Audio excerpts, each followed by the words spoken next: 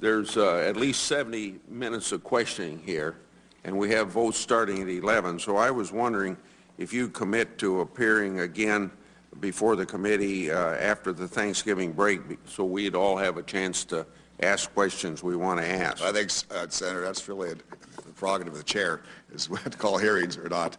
It's interesting for you to get a commitment, but I can't guarantee when we will or will not have another hearing, although it is my intention to have a good number of hearings because it's very important for this committee to hear from the CMS administrator about his plans. Mr. Rockefeller. Thank you, Mr. Chairman. Dr. Berwick, I'd like to ask 3 quick questions in a row. And well, just punch him, and then I can make this request real quick. Okay, Senator Roberts would like just to be recognized. He's not going to make a statement. He just wants I revised my comments. I certainly don't want you to punch Senator Rockefeller. I did enough of that in the Intelligence Committee. I'm suffering from CMS-induced paranoia, so I'm going to have to leave. I hope you can treat that as we go further. Did the chairman indicate to the ranking member that we will have an opportunity, we'll try to have an opportunity to talk to Dr. Berwick after Thanksgiving, or I did before Thanksgiving? We should sometime. I did not say when. Sometime. Okay. And that'd be, and in good faith, that'd be reasonable. Well, I think the obvious statement by the senator from Iowa and our ranking members at 5 minutes, obviously I can't do this because I have other obligations, have to leave, and I apologize for that, but I would hope we would have an opportunity to do that. I'd like then to ask unanimous consent to submit some questions for the record. Objection. And thank you, Dr. Berwick, for coming.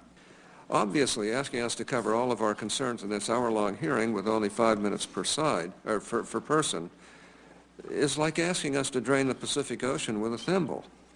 Now, this cannot simply be a check-the-box exercise. And although this hearing has been a long time coming, almost 8 months since the passage of the health law, I'm glad you're finally here. I plan to make sure that my constituents and American people are fully informed of all the important actions being undertaken at CMS. And I sincerely hope that you and your staff will be willing and responsive partners in this exercise. And keep in mind, usually the President makes a nomination, the nominee comes up and talks to members of this committee, we have a hearing, then we have a markup. For this $800 billion agency, the President just recessed appointed you without any of that. Now, I think many constituents are outraged. Now, I hope when we send you questions in writing that this administration will permit you to answer our questions, because this is a doggone important committee. And we overview 60% of the spending in this country. And I want to know what's going on, and I want answers to my questions. So I just hope that you'll answer our questions when we write them and send them in writing to you, and take the courtesy to show them to you, because we clearly don't have time in this hearing, and we certainly haven't had time since you were recess appointed to even get down to some of these questions that are very important. And I have no doubt that you'll be able to answer some of them. And thank you, Mr. Chairman. Mr. Chairman. And other senators will have to speak. I appreciate it. I'm trying to help you out, Senator. Well, I agree with that, but let me just say that this is pathetic.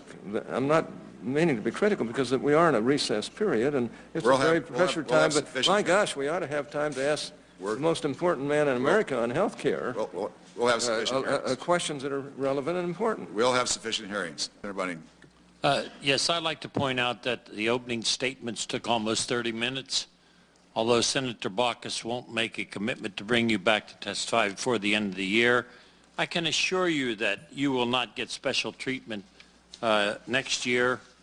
I suspect that you will be spending a lot of time testifying before the House of Representatives, partly because we in the Senate have been shut out.